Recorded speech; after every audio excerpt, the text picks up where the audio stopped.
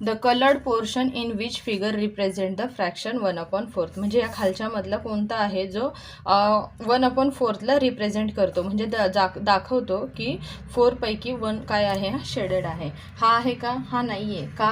कारण हा 2 पार्टमध्ये आहे आणि याच्यामधला एक पार्ट हा शेडेड आहे, म्हणजे हा किती होईल, 1/2 होईल.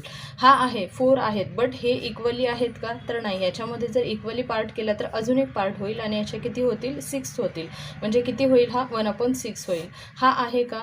तर हाही नाही होते. हा होतोय का? तर हो, कारण ह्याचे इक्वली एक एक पार्ट हा इक्वली आहे, म्हणजे हा 1/4ला रिप्रेझेंट करतो. म्हणजे आपला ऑप्शन कोणता येणार आहे, डी येणार आहे. सेकंड आहे write the fraction for the coloured part. आता हे जे कलर पार्ट केलेले आहे त्याला आपल्याला फ्रॅक्शनमध्ये लिहून दाखवायचं आहे. सो हे किती आहेत, 1 2 3 आणि हा 3, म्हणजे हे 6 आहेत. 6 पैकी किती शेडेड आहेत, तर 2. म्हणजे हा आपण लिहिताना कसा लिहिणार, फ्रॅक्शनमध्ये 2/6, म्हणजे 6 आहेत.